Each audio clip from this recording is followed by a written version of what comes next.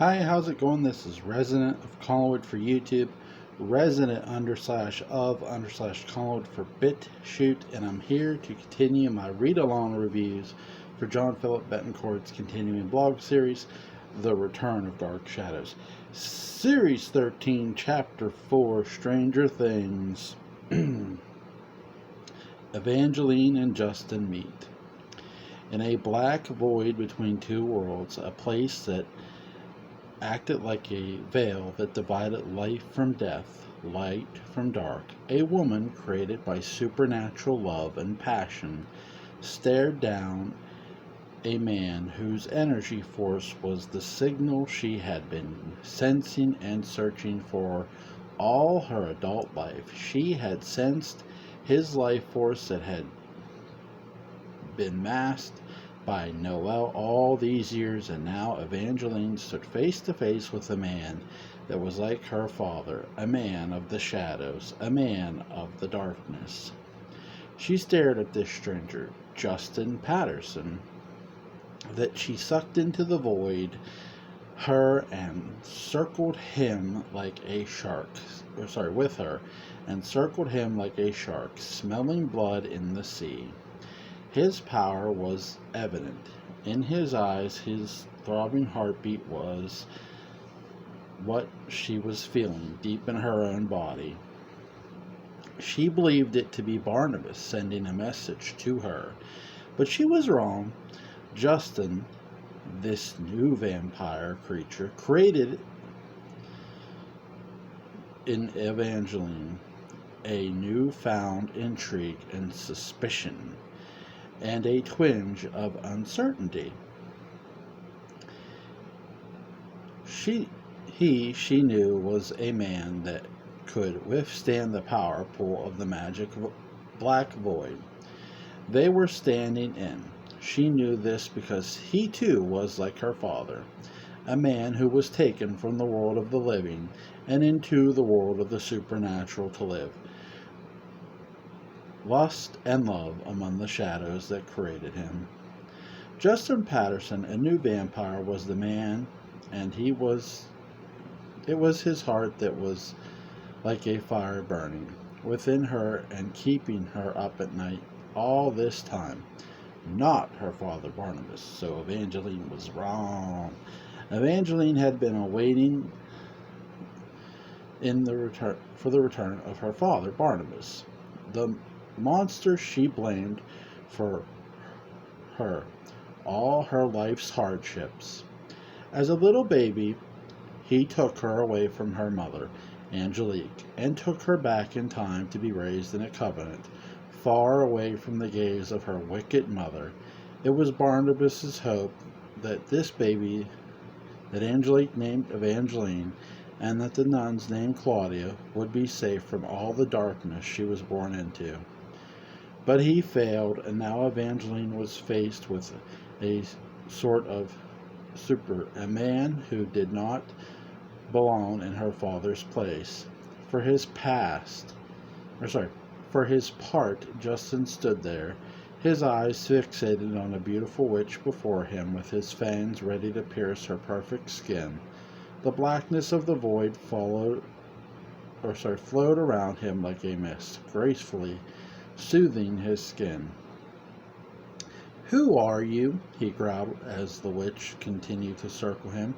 "What do you want from me? How did I get here?" he continued to question. "You stepped into my realm," Evangeline said, referring to Collinwood. "I could smell you a mile away. Perhaps you're better off telling me who you are first," she added, slowly walking around him like a shark, carefully biding its time before it attacked. "I think, madam, you'd be mistaken if you try me. I could kill you in a split second.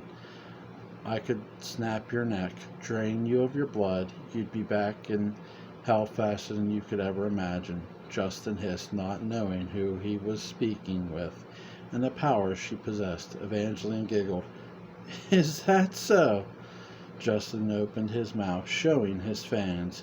He stepped closer to her, but Evangeline magically 2 steps ahead of him, lifted her hand, and an invisible force field blasted Justin back to where he was first standing. The jolt of energy surprised him so much the hair on the back of his neck stood up. "Witchcraft," he whispered. "If you even think of touching me with those daggers you call fangs, you die before you had a chance to even taste my blood on your lips. You see, I'm poison to you. My blood would burn your insides like acid.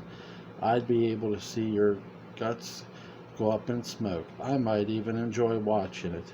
But I can tell you, you're not a stupid man. I could tell you have some sort of mind," Evangeline said as she continued to circle Justin. "So tell me, vampire, who are you? Who sent you to find me? Your persona is showing.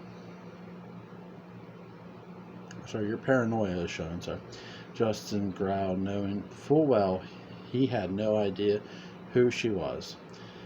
"I'm cautious," the witch, Evangeline countered, "and if that means killing you where you stand because you won't answer, I won't hesitate. So tell me who you are," she shouted. Justin wouldn't budge. He was insistent on getting away from the sorceress and getting back to Collinwood. Sorry.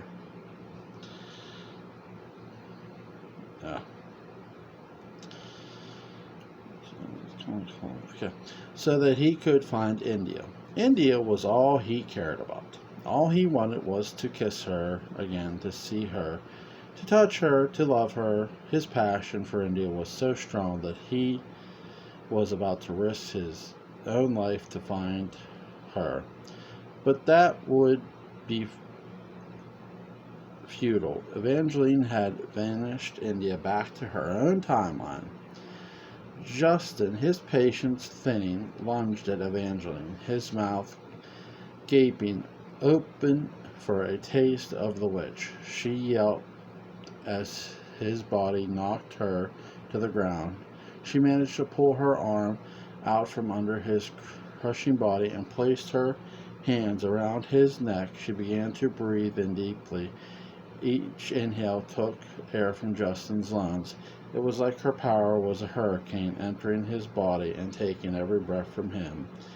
He was suffocating. As Justin continued to try to bite Evangeline, he began to grow weaker. He couldn't breathe. His lungs seemed to stop pulling in precious oxygen because it was all going into the witch's lungs. "I can't breathe," Justin said as his fangs began to retract. His lips were turning blue. "Tell me who you are." Justin didn't have the words. He perhaps wouldn't say his name. He was unsure of what this woman was, or who she was, or what she wanted from him. All he wanted to do was kill her and get back to his mission to find India. He looked at her dead in the eye. She was beautiful, angry, but the anger showed on her perfect face like a mask of sadness. He could see it in her soul. Almost they were both hurt. Okay, let's skip into. They were both hurt. Sorry. They were both in pain. They perhaps wanted the same thing, to find life again.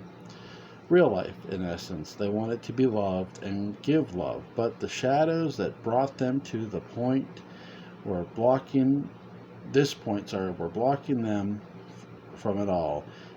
He could see this in her as clear as day, and Evangeline slowly began to see it too as Justin's face and eyes began to return to their normal form, more human state. But Justin didn't trust her just yet, despite seeing that they were more alike than different. So he lied. What is your name?" she said again, pushing down on his chest as his chest began to beat slower and slower. Justin thought of the envelope he saw at the old house that belonged to Noel and muttered out a whiff of sound that said, Leopold. Satisfied with the name, and with the clearly lack of connection to Barnabas, Evangeline lifted her hands from the vampire's chest and stood over Justin as he coughed to catch his breath. She snarled and curled her lip, looking up at the pathetic creature she could kill with a snap of her fingers. But there was no threat. Evangeline thought he was pathetic. Handsome, but pathetic. Evangeline closed her eyes and clapped once. The sound of her clap echoed in the black voice over and over again. Then Justin woke up on the floor of the old house, drawing room. He was whole, not dead. She had spared him his life. Using the name Leopold, a fake name, an alias, perhaps did it for him. He sat up and grabbed at his chest. His vampire heart was still beating, slowly, coldly. He got up from the floor and went to the drawing room window and looked out of the dark night and saw in the distance the main mansion Collinwood in the silhouette of the night. Who the hell was that? He whispered to himself, unsure of what had just happened to him. For her part, Evangeline was now standing in the foyer of the main mansion. As if nothing had happened, she fixed her golden brown curls that had been mussed in the quick altercation with Justin in the large mirror that hung across from Barnabas's painting, that was framed in the leaves painted gold. In her reflection, she looked at her father's painting. The clock struck late at night. I will wait you out, Barnabas Collins, Evangeline said. Whatever monster you send to take me back to hell, I will wait you out. I will wait it out as well. I have all the time in the world, and now when you do finally show your face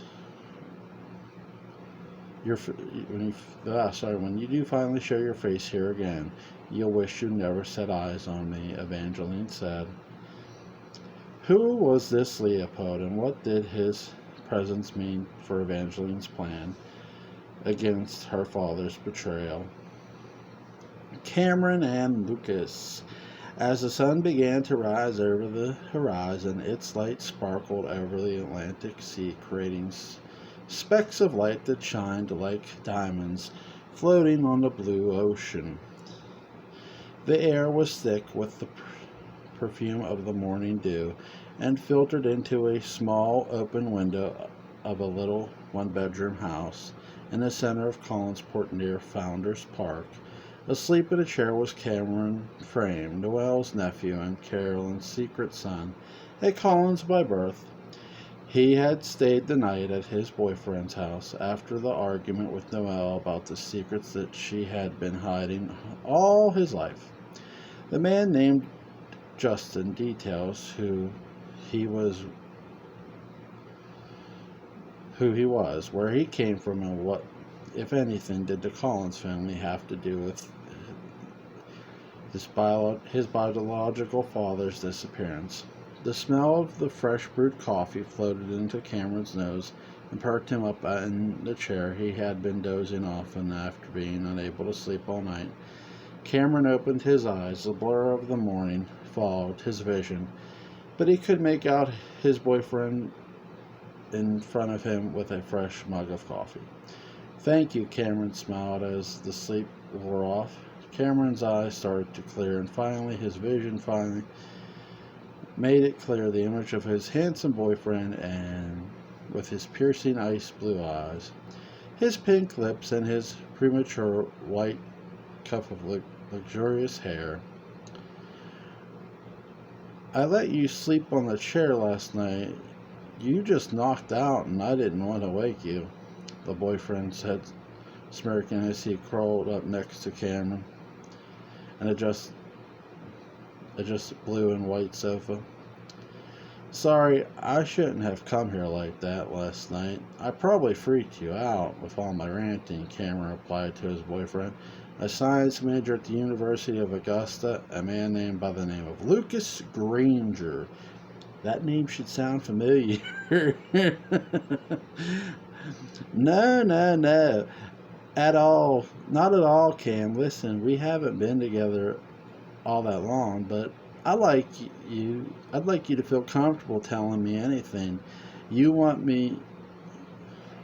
Sorry. You want.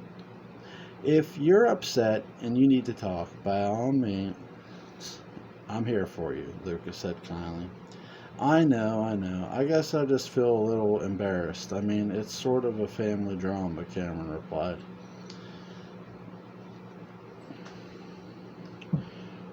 What is it? It's my aunt. She told me told me some things about my birth parents. I guess she's known who my mother was this whole time, all my life. Could you believe that she's known? Cameron answered to a confused Lucas. Wait, I don't understand. You didn't know who she was? Lucas asked. Well, of course, but none of it was true, Cameron said as he sipped the sultry coffee in the red mug that smelled of cinnamon and cream. When I was old enough to ask questions, she told me that my mother died at my birth and that my father died shortly after. But she did said his death was a mystery to the family. That's only half true. Which part is half true? Lucas asked, eager to hear the rest of the story. My father's death is a mystery. He died somehow, we don't know. He just vanished, gone. Noelle has this weird thing about the family she works for. She said they're involved, that she's been trying to figure out just how they're involved. But she hasn't gotten any headway. Then there's Justin, Cameron explained. Wait, Lucas said, interrupting. The story in trying to catch it up. Noelle thinks the Collins family is involved with how your dad died. The Collins family, Lucas added as he knew Noelle worked for Elizabeth. How, however, the idea that sorry, yeah, however, the idea that the most infamous family in town were somehow involved in something nefarious was not surprising. That felt normal for anyone who grew up in Collinsport. Cameron rolled his eyes. I know it's insane. And Justin, who's that? Lucas asked as he too sipped from his own mug. Cameron wasn't sure how to explain who Justin was. Yeah, I wouldn't either. Yeah, about that. It was too bizarre to say he was someone who had become some sort of freak of nature, a person frozen in youth by the bite of a vampire. How could Cameron even begin to try to explain that to his boyfriend, a student of science, a person who understood facts and figures and had specific and calculated answers for everything? He's her friend, someone who's going to help her investigate my father's death, Cameron said, brushing away the vampire framing.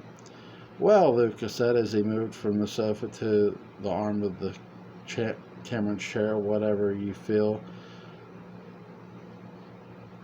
right now is valid, okay? It's hurtful to feel like your whole world is collapsing around you. I know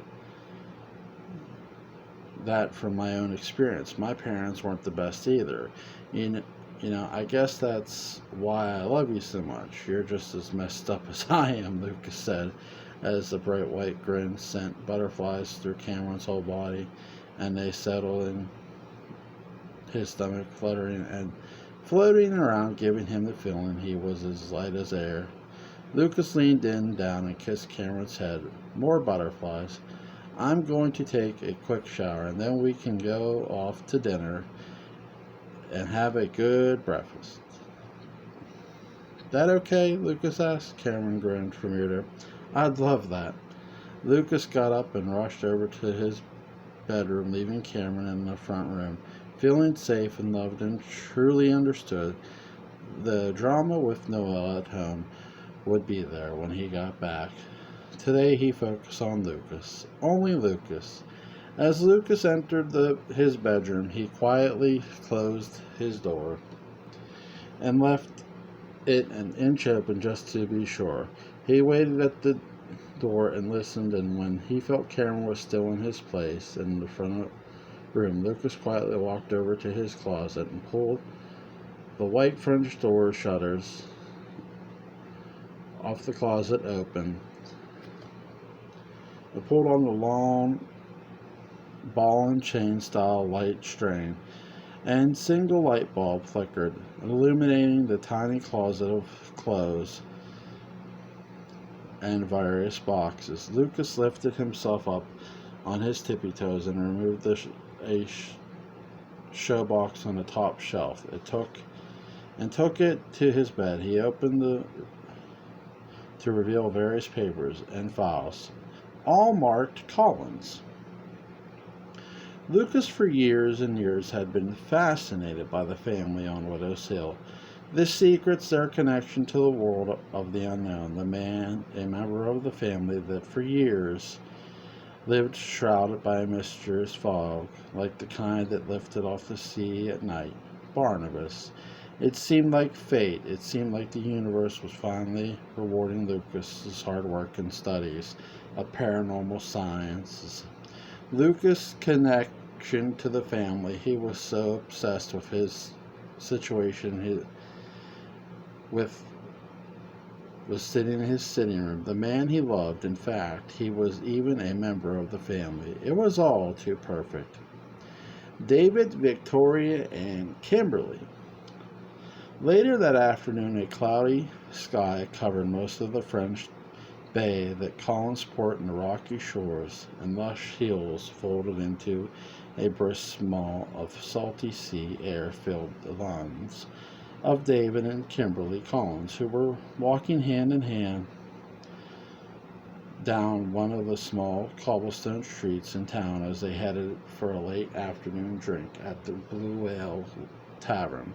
Kimberly adjusted her scarf and smiled as David opened the wooden door to the pub that had withered and warped with age and the constant beating of the sun. The handsome couple walked into the pub. Two calm fishing fleet fishermen lifted their 40 mugs of beer in an air acknowledgement their boss and his pregnant wife as they entered. Kimberly especially seemed happy despite her many secrets and lies that linked her back to the Victor Reed, the father of her child she was carrying. It's always so nice to see people from the fleet wave over at us, doesn't it? They're so grateful, Kimberly said as the two sat down at a booth and window seat in the corner. That's Carlish.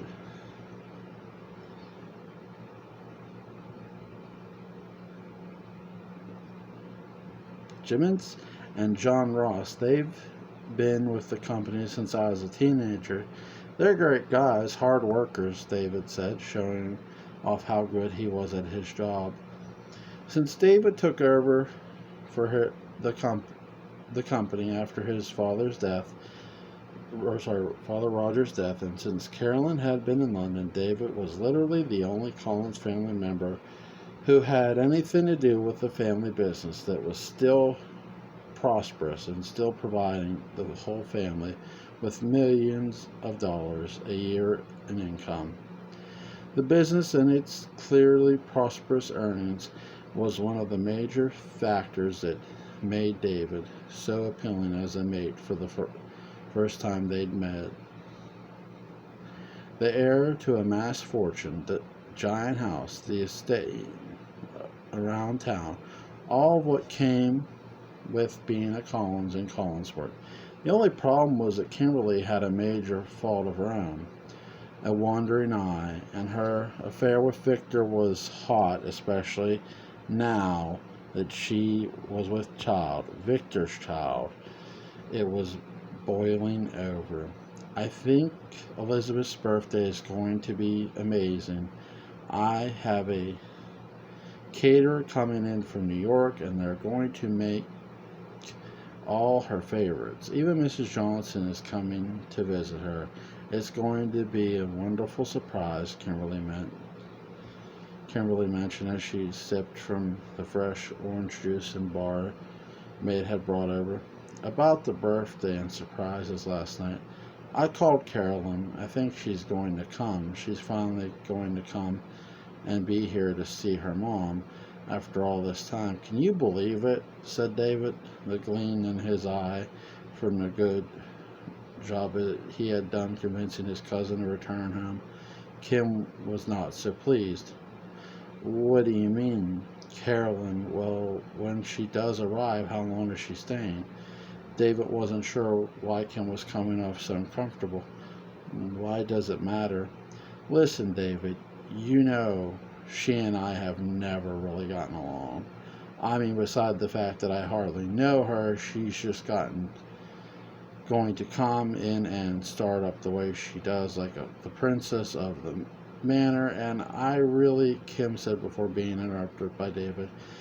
Kim, David exclaimed with a grin, tickled by the jealousy his wife had over Carolyn.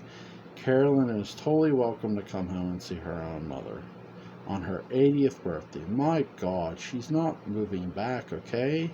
So you can rest assured you're still the lady of the manor, not Carolyn, David winked. It was true. Kimberly and Carolyn had never truly seen eye to eye. They weren't close in any way, but when David said he was going to marry Kim 6 years previous, Carolyn wasn't happy about the choice. Carolyn could smell a gold digger a mile away. She was trained in it. Carolyn wasn't just a Collins, she was a Stoddard. And the Stoddards knew a gold digger when they saw one. Because they are one. Anyway. That wasn't all. Kimberly knew that as soon as Victor caught wind of Carolyn being in town, he would want her dead as well.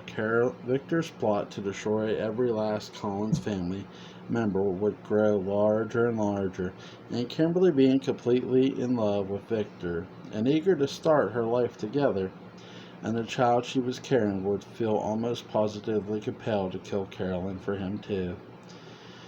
Plain and simple, Kimberly was in a cult born and raised from the decades of Collins folklore and history. The cult wanted to ruin and destroy all the evils in the world that they saw were brought on by darkness of humanity.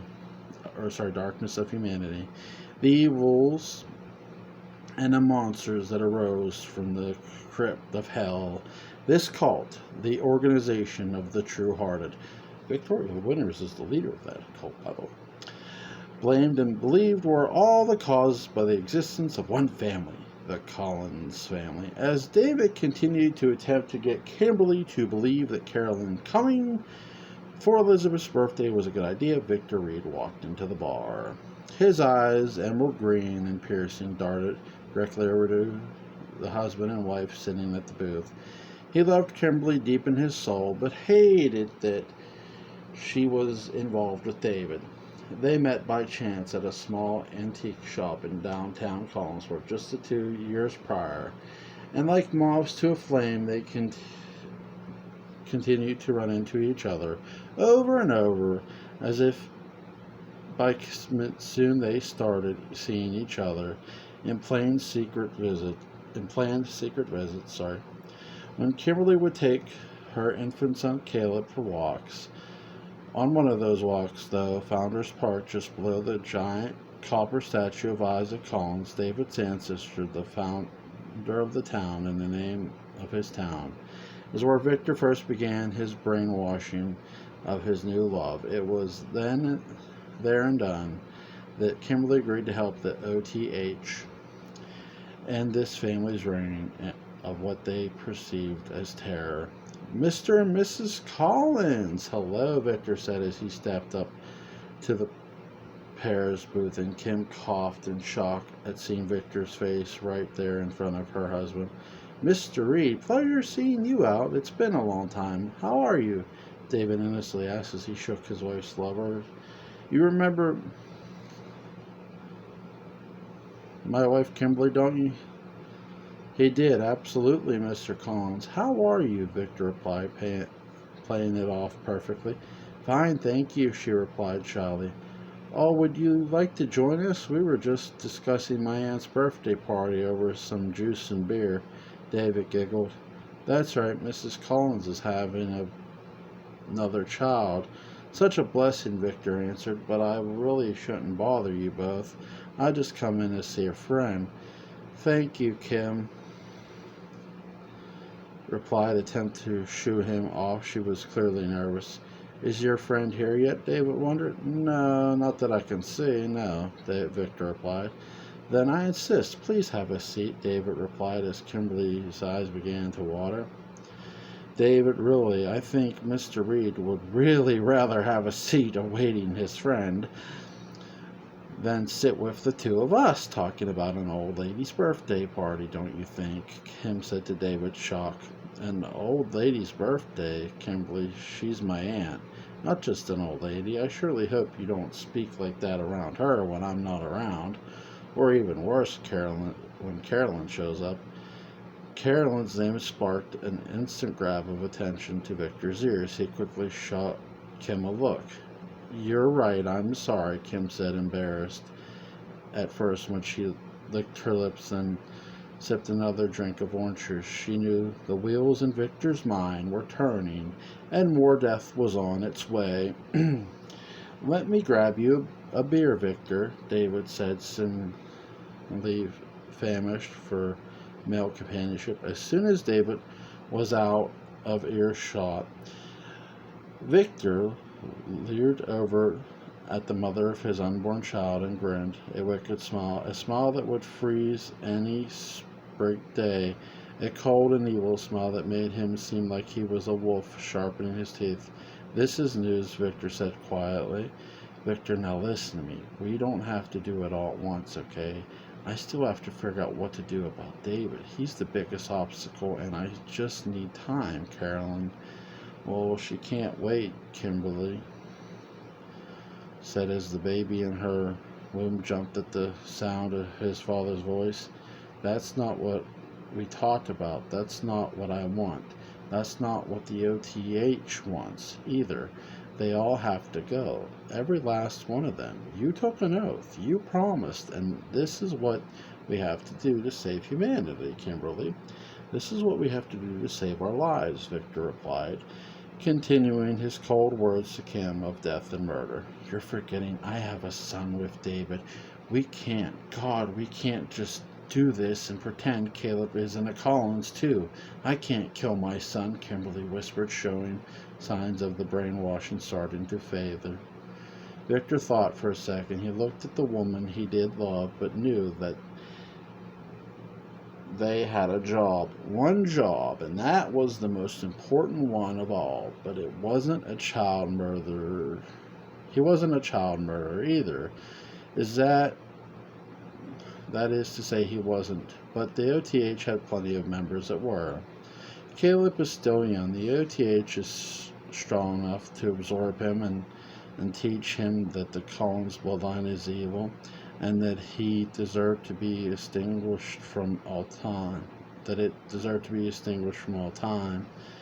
It can be done, I'm sure, Victor said, in an attempt to quell Kim's worries for her older son. Are you saying Caleb is safe in all this? She wondered, as her eyes turned to watch David walk back to the bar with Victor. Victor grinned and answered, of course, just as David arrived. The truth was, Victor wasn't sure the OTH wanted every last Collins dead. Victor may not kill the boy himself, and that was a promise he could keep, but as far as the other in the cult, he could not control. Here you are, David announced, placing the beer on the hard oak table that had decades of scars from the scratches of the cups and mugs from the thousands of sailors that had passed through the pub. What are we talking about? I can see you're both deep conversation, he added. Victor and Kim both looked at each other. Her eyes were as big as a dawson, unsure about how to answer her husband. But Victor, always the consummate actor, filled in. change. We're talking about change. David smiled. It could be anything. Change was a big topic. He had no idea Victor meant a change in David's own life and death. Alright, that's the read along, guys. Here's the. I'm curious to see if Carolyn will come, because keep in mind, Carolyn doesn't come until, way later. But I do think we will see, again, will we see her? I don't know, time will tell. I don't want to make too much of a prediction there. But I will say that keep in mind there's several factors here. The OTH, Victor's not sure of certain aspects of the OTH. But again, because what Victoria Winters is the head of the is running the show pretty much. So that's the curious part of all this. Victoria Winters is a heel, but you don't meet her till later. So Lucas Granger, by the way, Lucas Granger is a character who, as an adult, is a paranormal investigator, and he comes to Collinsport. Now, what I'm curious about is, how much is Lucas going to use Cameron? Or is he going to use Cameron? Or is he going to... I think, personally, I will give a prediction with Lucas. He's going to do his own digging. I can't see where he wanted to meet Barnabas. And he would... Listen... As an adult, his mind was so obsessed with meeting Barnabas.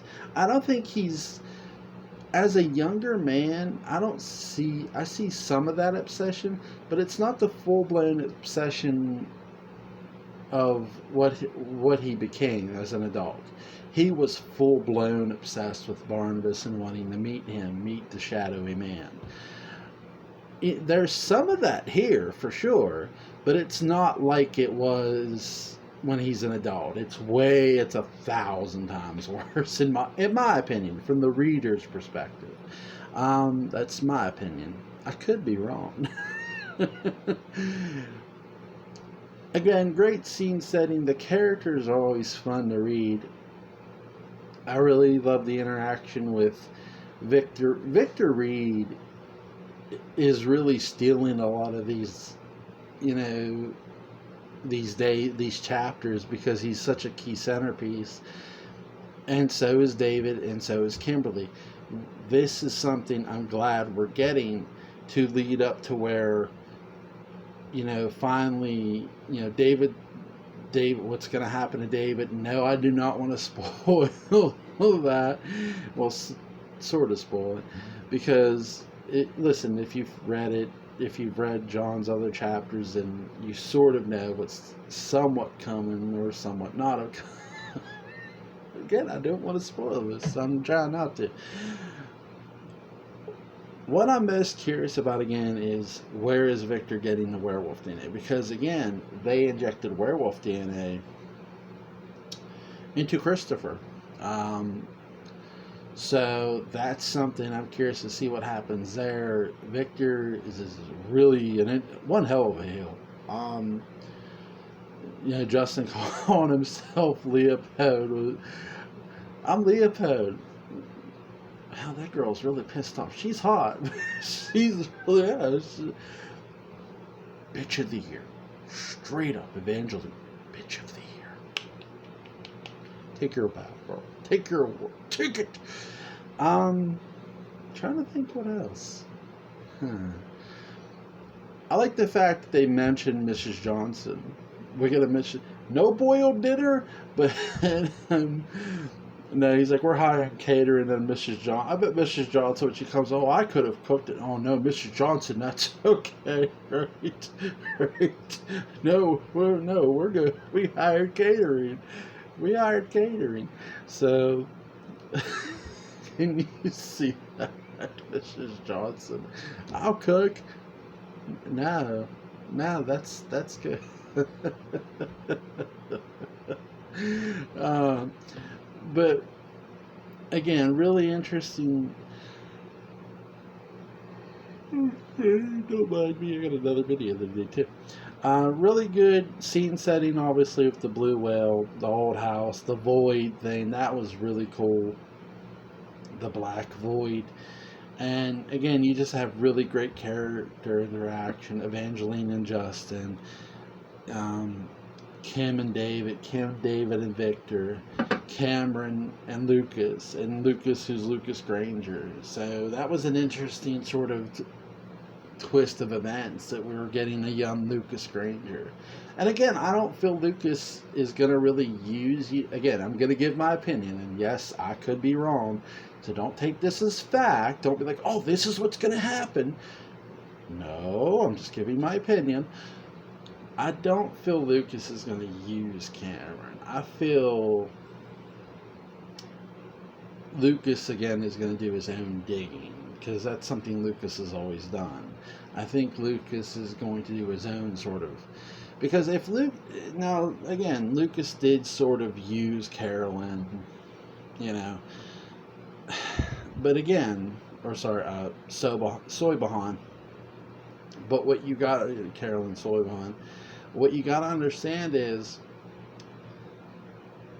Lucas Granger as an adult, in my opinion, was full-blown obsessed with Barnabas.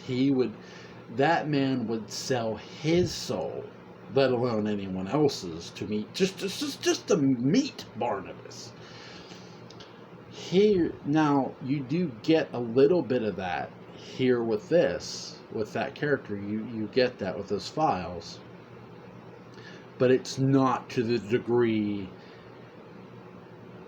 that it is as an adult yet. He's not to that point yet, at least in my view, in my reader's perspective. And that's something I want to stress, that I feel, in my opinion, of the character. And again, I could be wrong. So, just slip that in there. I could be wrong. Oh, God. Link's going to be in the description box. I get nervous when doing these, by the way. Because, you're giving your opinion on someone else's story, and you're just trying to sort of give your perspective of what you're reading of these characters. And it's so interesting, because John really paints these characters well. I mean, he does a hell of a job. And it's just like, wow, holy shit, that character's amazing. I've not met a character that John has created in the series that I didn't like. I don't think there's a character that I've met that I did not like. So, and that's amazing. So great job. Obviously, link's going to be in the description box. I'll see you guys on the next video.